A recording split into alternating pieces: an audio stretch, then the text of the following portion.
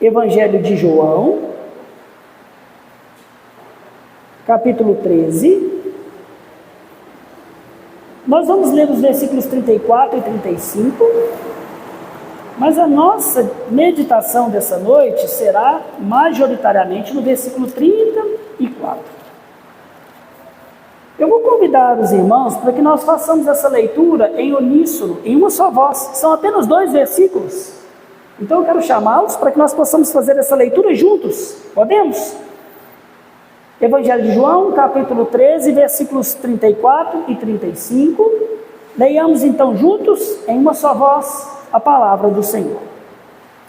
Novo mandamento vos dou, que vos ameis uns aos outros, assim como eu vos amei, que também vos ameis uns aos outros.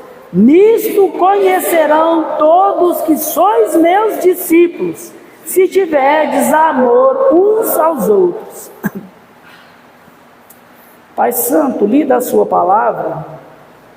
Eu rogo para que o seu Espírito me auxilie, para que aquilo que o meu coração meditou e que agora os meus lábios irão falar, sejam agradáveis a Ti, Senhor meu e Deus meu, e edifique o seu povo, como o Senhor designou a sua palavra para ser. Amém e amém. Meus irmãos, o que é o amor? Amor é fazer o bem ao próximo, mesmo contra os meus sentimentos, contra a minha vontade, até que os meus sentimentos e vontades se sujeitem ao que o amor é. Fazer bem ao meu próximo. Depois de 3 sermões introdutórios nesta nossa série Mandamentos Mutuais, enfrentando a crise de unidade, hoje nós vamos examinar o primeiro dos 25 mandamentos mutuais encontrados nas Escrituras. Mas a gente tem falado de mandamento mutual, afinal de contas, pastor, o que é um mandamento mutual? O que é mutualidade? Mandamentos mutuais, meus irmãos, são aquelas ordens onde Cristo nos ensinando as nossas obrigações pactuais de amor uns para com os outros, Ele diz claramente o que é que nós devemos fazer ou o que nós devemos deixar de fazer em benefício do outro, para nós expressarmos o nosso amor e cuidado mútuo. Para que nós possamos expressar a verdadeira comunhão cristã. Mas o que é comunhão cristã? Comunhão cristã, meus irmãos, é o fruto da nossa relação pessoal, íntima e pactual com Deus e uns com os outros, em virtude de nós estarmos unidos ao Senhor Jesus Cristo mediante a fé. Quando a gente ouve isso, a gente entende que mandamentos mutuais, então, eles só podem existir num contexto de comunhão pactual de amor entre os irmãos. Daí a razão pela qual nós aprendemos que Deus abençoa a igreja onde os irmãos vivem unidos. Por isso nós aprendemos um modelo bíblico de comunhão cristã. Por isso nós aprendemos o plano de Deus para como vivermos a unidade na igreja. Então, percebe-se que a relação entre comunhão e mutualidade, ela é inevitável. Porque a verdadeira comunhão cristã, ela se manifesta por meio de atos de mutualidade, por meio de obrigação pactual uns para com os outros, de nos amarmos e nos servirmos. Mas pastor, quais são os tipos de mandamentos mutuais que existem? Basicamente, os mandamentos mutuais, eles se dividem em 4 categorias. A primeira é uma categoria de construção de relacionamentos. A segunda são mandamentos que protegem os relacionamentos. A terceira são mandamentos que edificam os relacionamentos. E a quarta e última categoria são mandamentos de serviços mútuos uns aos outros. E essas categorias, elas também são, ao mesmo tempo, os benefícios da mutualidade para uma igreja local.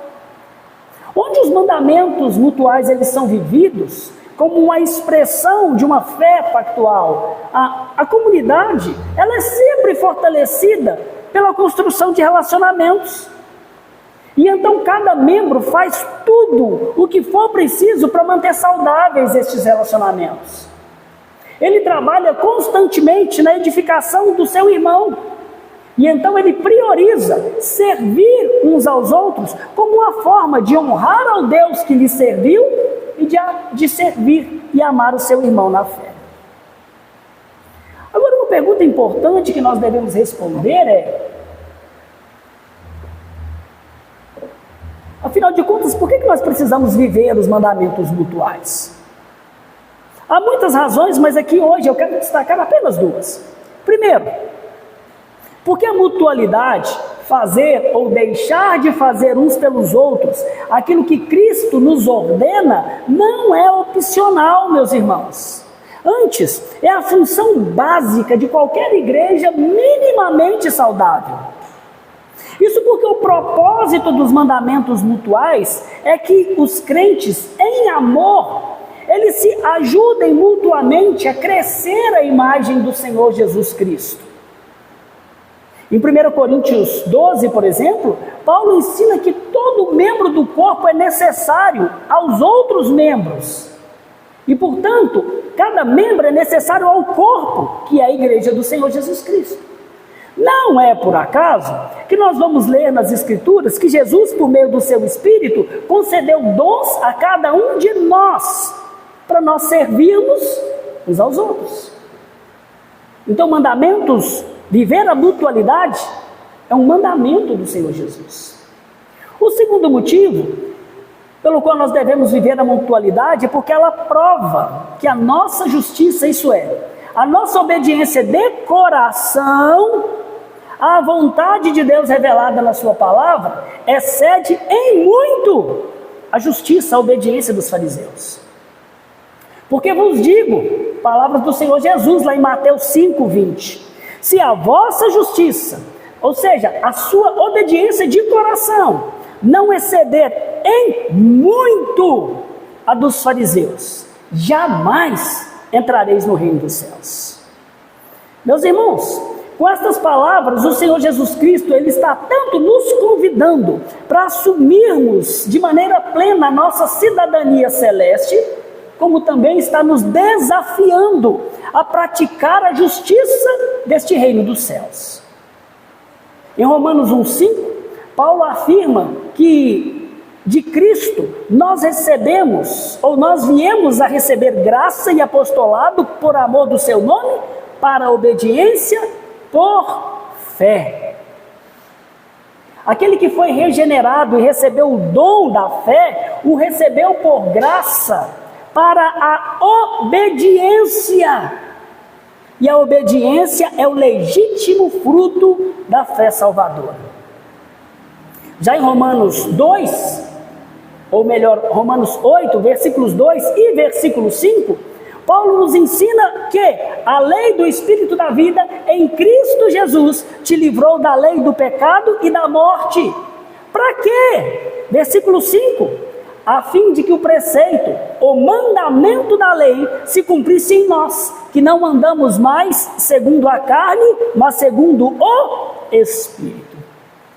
Meus queridos, é por causa da retidão e da integridade de Deus em nós, que o mundo conhece a retidão e a integridade de Deus, que não se pode ver com os olhos. Isso significa que o privilégio de participar do reino de Deus está diretamente relacionado à responsabilidade e ao compromisso de obediência à justiça, à vontade de Deus revelada na sua palavra. Não há como desassociar uma coisa da outra. Se não ficou claro, deixa eu explicar isso de uma forma cristalina. Se a minha justiça, a minha obediência de coração, não for muito maior do que a dos escribas e dos fariseus, que eram os religiosos daquela época, que conheciam plenamente o Pentateuco, que eram capazes de recitar de cor todo o Antigo Testamento, palavra por palavra, que dominavam e transitavam no meio do ensino de Moisés, que conheciam as verdades da lei de Deus. Se a minha obediência de coração não for muito maior do que daqueles religiosos, eu não entrarei no reino dos céus. Isso, meus irmãos, porque aqueles escribas e aqueles fariseus, eles tinham uma lei na mente deles, na boca deles, mas não no coração. A obediência deles era para demonstrar desempenho aos outros.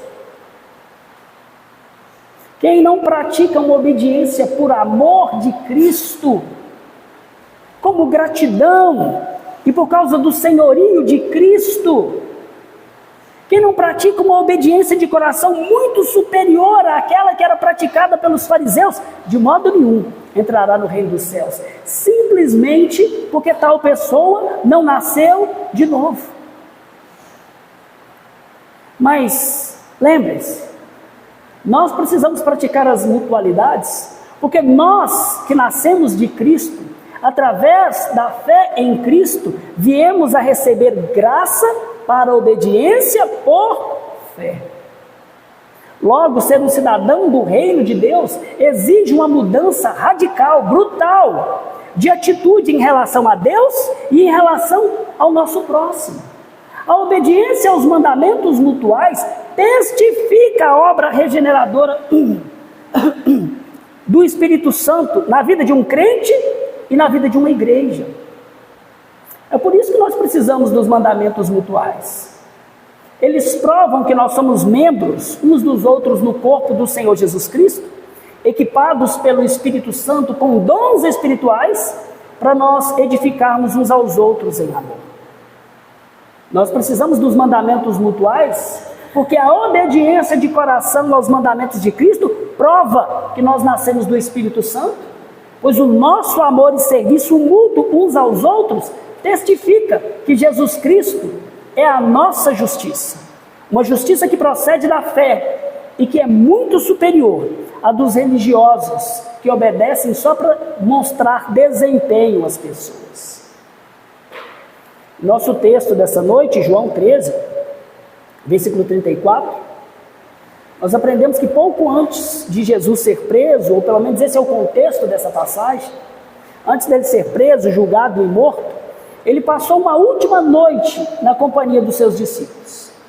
E então ele aproveita a ocasião para poder instruir, consolar e preveni-los a respeito dos períodos vindouros. Jesus sabia que ele tinha pouco tempo. Em breve ele partiria para estar com o Pai. E então ele passa a falar aos discípulos aquelas doutrinas que são as mais básicas, porém as mais importantes da vida cristã. Jesus lhes falou a respeito do significado da sua morte, da vinda do Espírito Santo, da esperança da vinda futura na casa do Pai, da missão a ser cumprida pelos discípulos, do inescapável conflito entre o mundo e a fé dos discípulos. E nesta última noite do seu ministério terreno, o Senhor Jesus Cristo também lhes deu um último mandamento: amem-se uns aos outros. E esta última ordem de Jesus, que é refletida por todo o Novo Testamento, ela é essencial para a fé cristã. Ela serve de base para todos os outros mandamentos mutuais que nós iremos estudar no decorrer dessa série. Este mandamento de nos amarmos uns aos outros é a força motriz para todo o serviço, para qualquer sacrifício, para o acolhimento uns aos outros, para o arrependimento, para o perdão, para obedecermos todas as coisas que o Senhor Jesus Cristo nos tem ordenado. É por isso que é mais do que natural que nós comecemos as nossas exposições nos mandamentos recíprocos justamente por este mandamento: amem-se uns aos outros. E o que eu espero fazer essa noite, meus irmãos, é demonstrar que, porque o amor pactual testifica ao mundo que nós somos discípulos de Cristo, nós devemos amar pactualmente uns aos outros, a despeito de todas as provações e tentações. Porque o amor pactual mútuo testifica ao mundo que nós pertencemos a Deus, que somos discípulos do Senhor Jesus Cristo. Nós devemos nos amar pactualmente, a despeito de qualquer provação ou tentação pela qual nós passemos. Para nossa reflexão, o título deste sermão é Amai-vos uns aos outros. Amai-vos uns aos outros. Jesus começa dando uma ordem: novo mandamento vos dou, que vos ameis uns aos outros. E no primeiro ponto do nosso sermão nós vamos entender a importância do mandamento. Esse é o nosso primeiro ponto, a importância deste mandamento. Para ressaltar a importância disso que Jesus está dizendo, ele começa afirmando que está nos dando um novo mandamento. Jesus diz que está ordenando a amar como um novo mandamento. É isso que está escrito no texto que nós lemos. O problema, meus irmãos, é que amar aos irmãos é um mandamento para os judeus tão antigo quanto a própria fé judaica. Quando a gente olha lá para a lei, para Deuteronômio, para Êxodo, para Levítico, por exemplo, Levítico 19, 18, nós lemos o seguinte: não te vingarás, nem guardarás ira contra os filhos do teu povo, mas amará o teu próximo como a ti mesmo. Eu sou o Senhor. Então, amar uns aos outros não é mandamento novo. Então, afinal de contas, o que é que Jesus Cristo está chamando de um novo mandamento?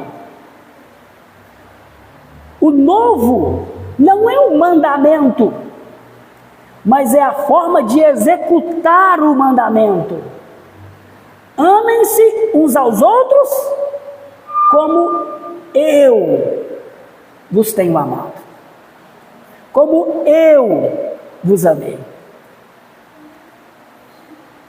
Quando nós pensamos em amor hoje, a nossa mente ela está corrompida pelo conceito mundano e moderno de um amor romântico. Mas aqueles primeiros discípulos, eles também tinham um conceito torto sobre o que era amor.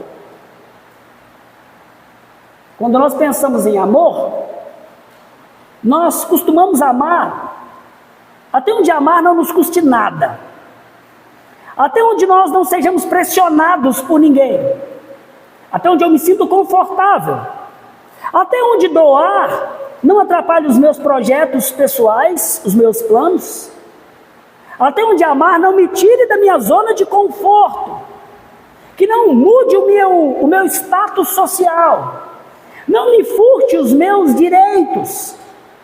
E principalmente, eu amo até onde isso não dê direito às outras pessoas me cobrarem nada. Antes de Deus se revelar plenamente em Jesus Cristo, para os judeus, amar basicamente constituía-se em não fazer o mal para o próximo, evitar qualquer coisa que fosse prejudicial ao próximo. E aqui o que Jesus está dizendo é: essa não é mais a forma que vocês devem amar uns aos outros. Novo mandamento é: amem-se uns aos outros assim como eu vos amei. Assim também vos ameis uns aos outros. Você já parou para pensar nisso? Que o que Deus está nos dizendo é: a forma com que você deve amar o seu próximo, o seu irmão em Cristo, é exatamente como Deus ama, e nada menos do que isso. E como é o amor de Cristo por nós? Meus irmãos, é um amor que ativamente toma a iniciativa de encontrar oportunidades de fazer o bem, especialmente aos da família da fé. E este bem, entendam isso, o que Deus está fazendo, o bem pelo qual Ele ativamente trabalha, é nos conformar com a imagem do seu Filho Jesus Cristo.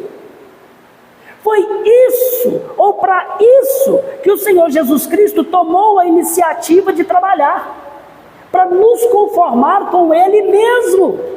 Esse é o alvo do amor divino pelo seu povo. Paulo nos explica isso em Romanos. Sabemos, pois, que todas as coisas cooperam para o bem daqueles que amam a Deus e que são amados por Deus.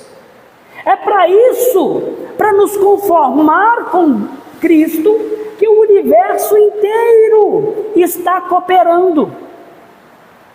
Esse é o bem, sermos conformes à imagem do seu Filho. Foi para isso que Deus amou o mundo de tal maneira que Ele deu seu Filho unigênito, para que todo aquele que nele crê não pereça, mas tenha a vida eterna. Ele nos deu seu Filho para nos conformar com o Filho. Foi por isso que Cristo nos amou e a si mesmo se entregou por nós, como oferta e sacrifício agradável a Deus, em aroma suave. Ele se deu para nos conformar com Ele. Então esse é o novo mandamento, que cada um de nós, discípulos do Senhor Jesus Cristo, ame. Isto é, que nós tenhamos plena consciência de que nós estamos sendo ordenados a trabalhar ativa e sacrificialmente para promover o bem do meu irmão, de doar a minha vida para conformá-lo com Cristo, como Deus o fez por nós, dando-nos dons do Espírito, para nós nos servirmos e mutuamente nos conformarmos à imagem de Cristo. É por isso que esse é o primeiro mandamento, porque dele dependem todos os outros mandamentos recíprocos que nós veremos. Mas para nós amarmos segundo esse novo padrão, nós precisamos saber como Cristo nos tem amado. E como Cristo nos amou, há diversos textos nas Escrituras nos ensinando isso. Ele nos amou tornando-se servo em nosso lugar. Você já parou para pensar que Deus está te chamando para ser servo, escravo do bem do seu próximo? Ele nos amou dando-se a si mesmo por nós, a fim de remir-nos de toda iniquidade. Nós somos chamados a nos sacrificar para levar as pessoas ao conhecimento remissivo dos seus pecados em Cristo Jesus. Ele nos amou levando sobre o seu corpo os nossos pecados sobre o madeiro. Ele nos amou dando a própria vida por nós, fazendo constante intercessão por nós, compadecendo-se das nossas fraquezas, nos socorrendo quando nós somos tentados, perdoando os nossos pecados, nos advertindo contra os perigos do inferno, nos ordenando a nos arrependermos e crermos nele para nossa salvação. Essas são formas que a Bíblia nos diz que Cristo nos tem amado. Em algumas dessas descrições, vocês ouviram dizer que amor é um olhar meigo, um tapinha nas costas, é concordar com os erros das pessoas, é acolher as pessoas na igreja nos seus termos, ao invés de recebê-los nos termos de Deus, que é ser simpático para agradar as pessoas, ou que amar é simplesmente ter bons sentimentos pelos outros. Vocês não vão ver a Bíblia sendo descrita, o amor sendo descrito na Bíblia, de nenhuma dessas formas. Isso porque qualquer pessoa, inclusive um ímpio, pode fazer qualquer uma dessas coisas. Nós, porém, somos diferentes, ou pelo menos nós devemos ser diferentes. Nós amamos como Deus nos ama em Cristo Jesus, porque Ele nos amou primeiro. Porque Ele nos amou quando nós ainda éramos pecadores, indignos. Porque nós fomos lavados, regenerados e selados com o poder do Espírito Santo para vivermos como nova criatura. E não mais como aqueles que nós fomos outrora. Meus queridos, o amor pactual, o amor neste novo padrão, semelhante ao amor de Deus por nós, é tão vital e importante na igreja, que Jesus Cristo declarou em João 13:35, que a obediência a esse mandamento de nos amar como Ele nos ama, é o distintivo universal dos seus discípulos e o mundo.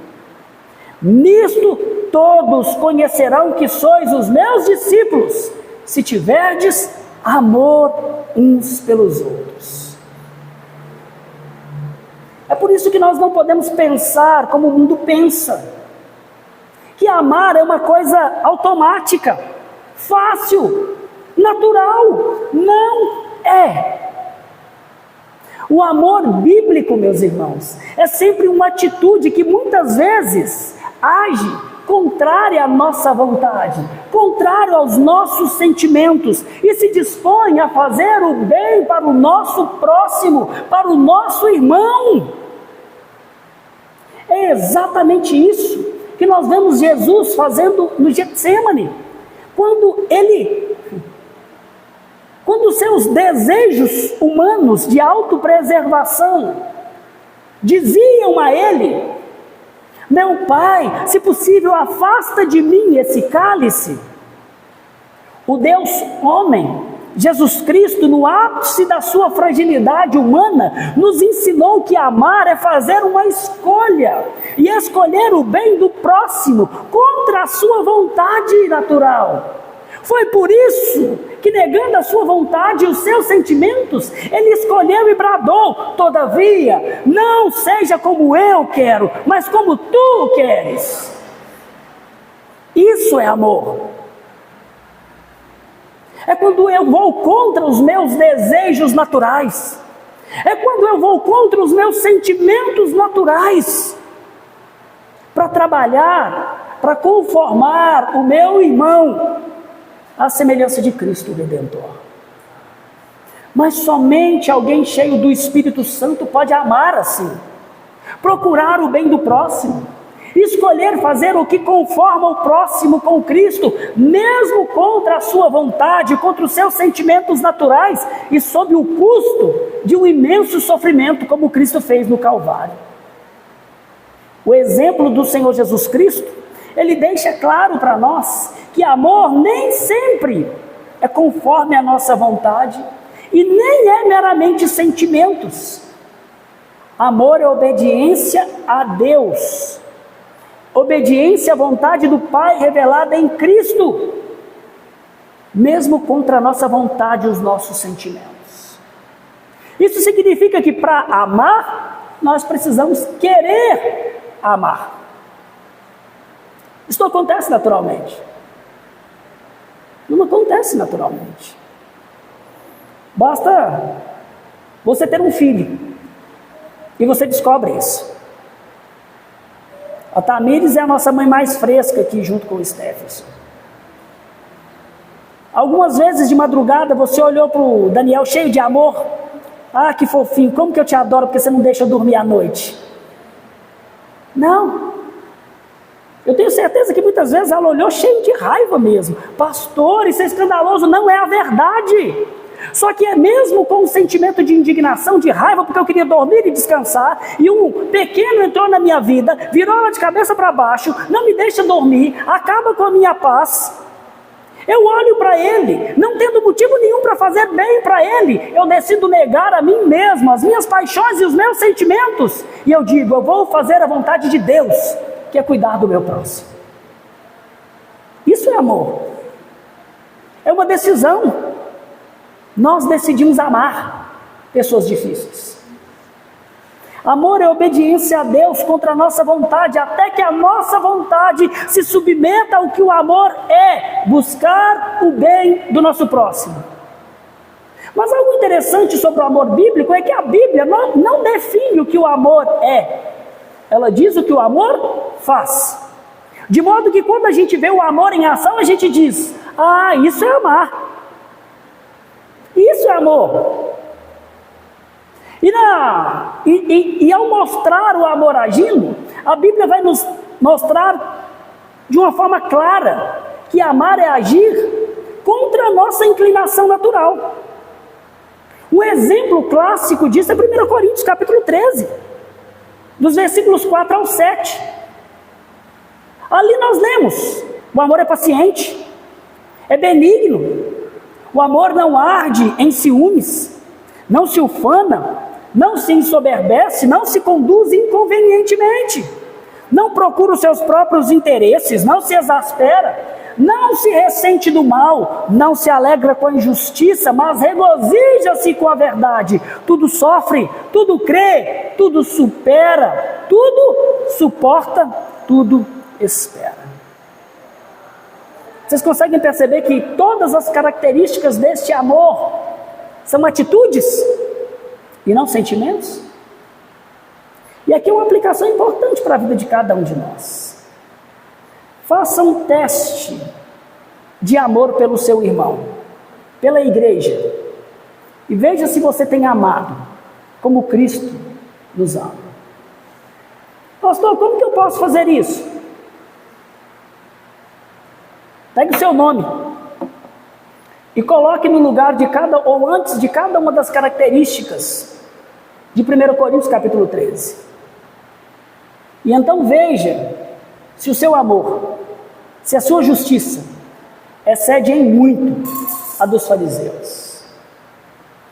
Pastor, o Emerson é paciente, o Emerson é benigno, não arde em ciúmes, o Emerson não se ufana pecaminosamente, o Emerson não se ensoberbece, não se conduz inconvenientemente, o Emerson não procura os seus interesses, não se exaspera, ou não se deixa dominar por acessos de raiva.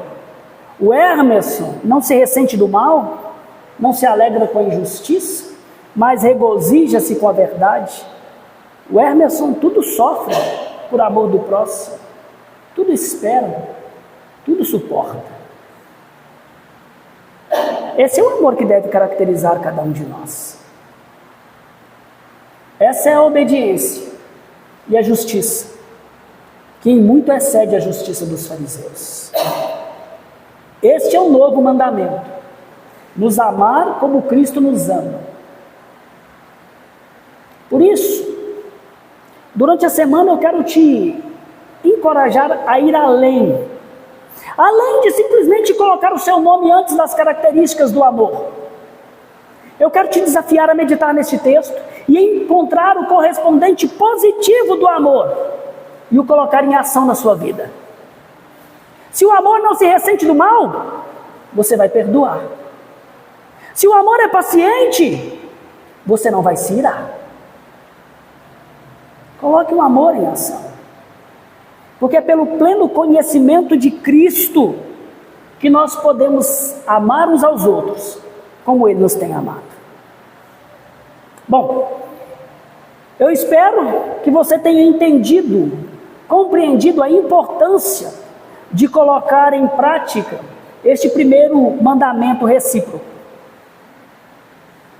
Sem ele, nós não podemos viver a vida cristã. Em segundo lugar, eu quero mostrar a quem é que se dirige estes mandamentos.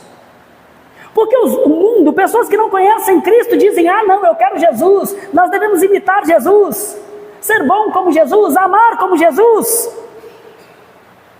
Mas esses mandamentos não foram dados para o mundo? Não foram. Para quem foram esses mandamentos? Para aqueles que são seus discípulos, os discípulos de Cristo. Estes mandamentos, eles não são exclusivamente para pessoas que foram batizadas ou são dizimistas. Este mandamento não é exclusivo para pastores, presbíteros ou diáconos, não é exclusivo para missionários, violinistas, cantores,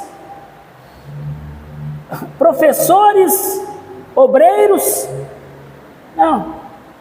São para eles também, mas não só para eles. Esse mandamento é para todos, e somente para todos os que nasceram de Deus. Tem muita gente que não entende o Evangelho e não vive o amor que procede da obra redentora do Espírito, mesmo sendo membro de igrejas durante anos e anos. Essas palavras, meus irmãos, são para todos os que creem em Cristo Jesus. Mas aqueles que não amam, são aquelas pessoas que não estimam estar com os seus irmãos. Uma vez por semana eu vou lá ouvir uma palavrinha do pastor, tá bom, né? Essa semana eu vou fazer hora extra no domingo, né? Precisando ganhar um dinheirinho. Estou cansado, semana que vem eu vejo meus irmãos.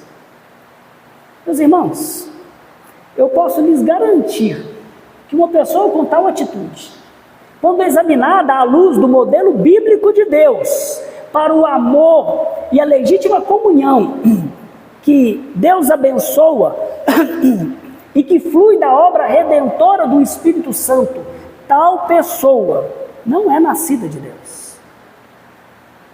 Por isso, ela não prioriza, não escolhe amar os filhos de Deus, os seus irmãos. Somente ama verdadeiramente aos irmãos aquele que é nascido de Deus. A palavra nos afirma que nós seremos conhecidos como discípulos do Senhor Jesus se nós tivermos amor uns pelos outros, se nós amarmos de fato e não só de palavras. Esta é a base do amor verdadeiro na igreja, escolher servir uns aos outros com os dons que nós recebemos do Espírito como manifestação de amor que vem dos céus. É isso que o apóstolo o apóstolo João procura nos ensinar por toda a sua epístola. Em 1 João 3,14, ele nos diz: nós sabemos que já passamos da morte para a vida, porque nós amamos os irmãos. Aquele que não ama, permanece na morte. Em 1 João 4, nos versículos 8, e depois nos versículos 20 e 21, ele deixa claro que não amar o próximo com o amor com que Deus nos ama, prova que uma pessoa nunca nasceu de Deus. Aquele que não ama, não conhece a Deus, pois Deus é amor. Versículos 20 e 21. Se alguém disser, amo a Deus, e odiar ao seu irmão, é mentiroso. Pois aquele que não ama seu irmão, a quem vê, não pode amar a Deus a quem não vê.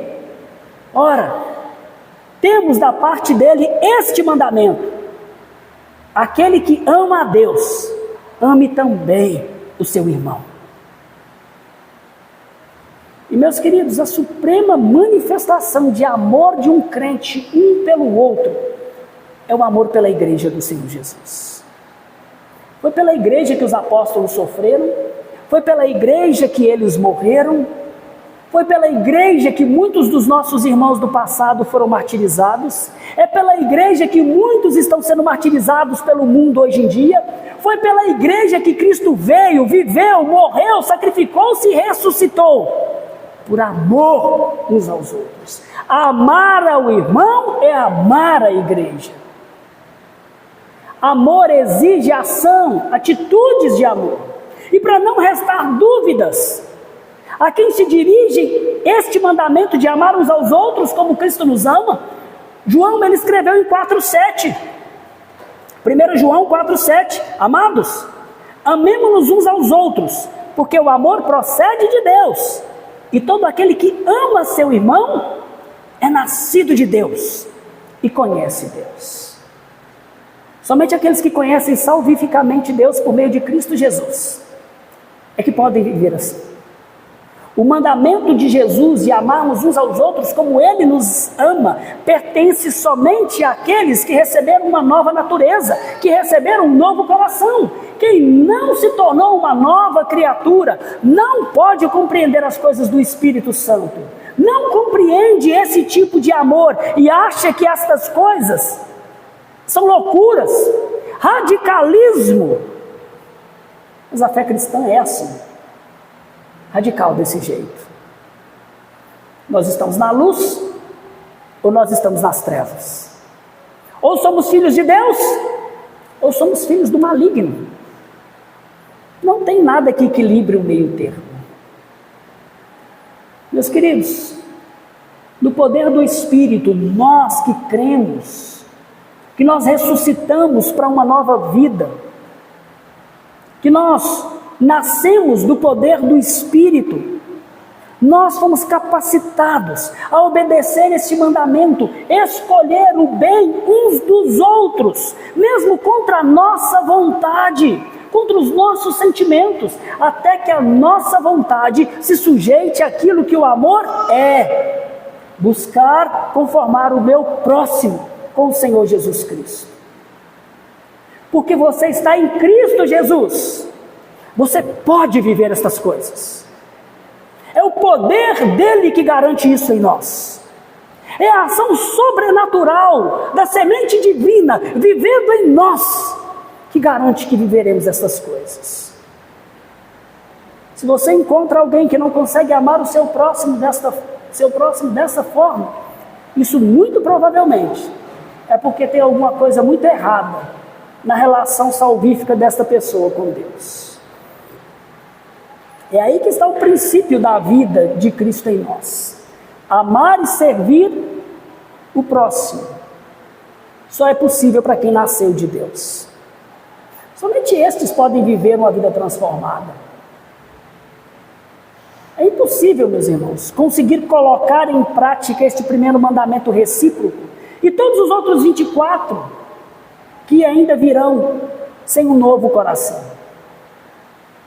Apenas força de vontade, uma mudança de religião, promessas, não torna ninguém capaz de doar a sua vida pelo irmão, de amar os seus inimigos, de perdoar de novo e de novo aqueles que te ofendem e se dispor a sofrer o dano novamente, a colocar o reino de Deus e a sua justiça, ou seja, a vontade dele revelada na palavra, antes dos meus projetos e dos meus sentimentos, de colocar a pessoa e a obediência ao Senhor Jesus Cristo acima de todas as pessoas que eu mais amo neste mundo, de usar o tempo e recursos e sofrer por quem não merece e viver no tempo presente como um cidadão dos céus, um cidadão do reino que já foi inaugurado, mas ainda não foi consumado, se dispondo, como Cristo, a sofrer pelo bem da igreja, a sofrer pelo bem uns dos outros, mesmo contra a minha vontade, contra os meus sentimentos, para fazer o próximo o bem que Deus designou para ele, servi-lo para que ele se conforme com a pessoa de Cristo, pela instrumentalidade da minha vida. Se o Espírito Santo, meus irmãos, pela pregação do Evangelho, não nos convencer da mesquinhez pecaminosa da nossa vida, na qual nós naturalmente vivemos nela, se ele não nos convencer da malignidade que habita dentro dos nossos corações corrompidos pelo pecado, se ele não nos mostrar o quão indignos do amor de Deus nós somos, amor que nos deu o seu Filho unigênito na cruz do Calvário para nos perdoar e reconciliar com Ele, reconciliar pecadores, inimigos, e então nos dar a vida eterna a todos aqueles que recebem ao Senhor Jesus como o único Filho de Deus e o único e suficiente mediador entre os homens e Deus. Se o Espírito Santo não nos constranger com o amor de Deus, que é derramado em nossos corações através de Cristo crucificado, não nos constranger com o fato de que Cristo nos amou e a si mesmo se entregou para nos resgatar da maldição e do juízo vindouro, nós jamais seremos capazes de exceder a justiça dos fariseus. Nós jamais seremos capazes de obedecer esse novo mandamento dado por Cristo para nós nos amarmos uns aos outros como Ele nos tem amado. Por isso, uma pergunta simples que eu preciso fazer agora para cada um de vocês é, e essa pergunta eu faço para todos os que me ouvem, para os membros antigos desta congregação, para aqueles que se achegaram depois, os novos membros, para as crianças, para os idosos, para os jovens, para os maridos, para as esposas, para os filhos, para você que me assiste pela internet. Você já nasceu de novo? Você tem vivido e amado assim? Você recebeu um novo coração? já foi transformado nesta nova criatura? Porque tudo isso que eu estou dizendo, ensinando, não vai servir para nada. E você jamais será capaz de colocar em prática, de se deixar ensinar por estes mandamentos recíprocos, se não houver arrependimento e fé, para que você nasça do alto e receba o dom do Espírito Santo.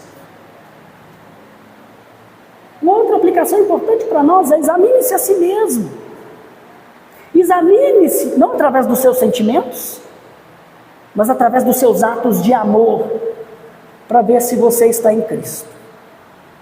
Paulo exortou assim os crentes em Corinto, dizendo: examinai-vos a vós mesmos, se realmente estáis em Cristo, provai-vos a vós mesmos. Você perdoa ou você se ressente do mal? Você se reconcilia ou você se afasta? Você é longânimo e paciente ou explode em ira? Eu tenho me sacrificado por alguém atualmente? Ou eu tenho vivido somente para mim? Eu tenho me exposto ao sofrimento para edificar a fé de outras pessoas? Ou eu me protejo para não ter que carregar a cruz que Cristo me ordenou levar? Eu tenho gasto tempo, levantado mais cedo, dormido mais tarde, para interceder por alguém, pela igreja do Senhor Jesus Cristo? Ou as minhas orações são apenas pelos meus próprios interesses? Tem alguém por quem você está se empenhando diligentemente para levar ao conhecimento salvífico de Cristo? Ou você não se importa com a perdição dos outros? Meus irmãos, se nós nascemos de Deus, se estamos em Cristo, então os nossos atos de amor, e não as nossas palavras vazias, mas os nossos atos, irão testificar que nós nascemos de Deus. Que é amor? Amor é fazer o bem ao próximo, trabalhar para conformá-lo com Cristo, mesmo contra os meus sentimentos e vontade, até que os meus sentimentos e vontade se sujeitem, se submetam ao que o amor é. Trabalhar para o bem do meu próximo, conformando-o com Cristo. Meus irmãos, em Cristo, nós encontramos o exemplo supremo desse tipo de amor paquitoral. Ele nos amou quando nós éramos indignos, serviu-nos com humildade e se entregou por nós numa cruz. Se nós estamos nele, nós devemos refletir ao mundo esse mesmo nível de amor uns pelos outros, pela igreja, amar como ele nos tem amado. E nós cumprimos este primeiro mandamento recíproco, primeiro, quando nós reconhecemos que sem a graça, sem Cristo, nós não podemos fazer nada, muito menos amar no nível e padrão com que Deus nos tem amado. Se você tem enfrentado, meu irmão, dificuldade, oposição da carne, do diabo, do mundo, para amar assim, este é o momento para você orar e pedir ao Pai, em nome de Cristo, o poder do Espírito Santo, para que Ele cultive em você esse novo coração, disposto a servir, a perdoar, a amar, a se dedicar, como Cristo tem feito por nós. Encha-se dos meios de graça, leia a Bíblia com oração, memorize os versículos que falarem a sua alma, ore, clame a Deus por você, pela sua igreja, para que nós tenhamos o desejo de nos amar como Ele nos tem amado. Viva em comunhão, porque é por meio desta comunhão que Deus edifica-nos uns aos outros. Mas em segundo lugar, exercite o amor na prática. Seja intencional em ouvir, em encorajar, em carregar os fardos uns dos outros. Lembre-se, amar não é fácil, não é natural. O amor bíblico demanda que nós neguemos a nós mesmos os nossos desejos, até que eles e os nossos sentimentos se submetam a Deus em amor. Se obrigue a amar. Se obrigue a servir. Se obrigue a se fazer presente nas nossas reuniões. Se obrigue a perdoar. Se obrigue a procurar o seu irmão para se reconciliar e remover toda e qualquer causa de impedimento ao cumprimento dos mandamentos mutuais. Isso é mortificar a carne. Isso é guerra espiritual. Por fim, se veja encorajado pelo fato de que o nosso amor é possível, porque você nasceu de Deus. Amados, amemos-nos uns aos outros, porque o amor procede de Deus, e todo aquele que é nascido de Deus conhece a Deus. Você pode amar, porque você foi selado com o Espírito, para testificar que você pertence não a você mais, mas a Deus, aquele que te amou e comprou a preço do sangue do Filho dele. Se sinta encorajado, porque amarmos-nos mutuamente é um testemunho mais poderoso, é um testemunho vivo do Evangelho ao mundo, de que nós somos discípulos do Deus que nos amou e que se humilhou e que se fez homem e que se fez servo e que obedeceu por amor e obedeceu até a morte e morte de cruz, para que nós pudéssemos conhecê-lo e amar de fato. Isso enche o seu coração de contentamento e da certeza de que nós podemos nos amar uns aos outros, como Ele nos tem amado. Porque o amor pactual, mútuo entre os irmãos, testifica ao mundo que nós somos discípulos amados por Cristo. Pela graça, que nós possamos exceder em muito a justiça dos escribas e fariseus, e nos amar uns aos outros, como Cristo nos amou na cruz do Calvário. Amém e amém. Que o Senhor nos abençoe.